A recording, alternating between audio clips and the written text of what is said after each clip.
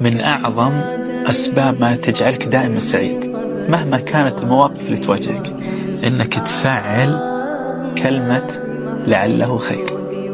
هذه خيرة. لماذا؟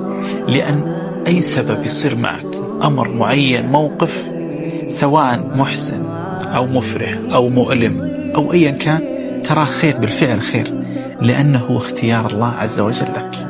لذلك كل ما يصبح لك موقف قل لعله خير. في تلك اللحظات أنت تطمئن لعله خير، لأن الموقف هذا الذي اختاره هو الله وقدر عليك هو الله. طيب من هو الله؟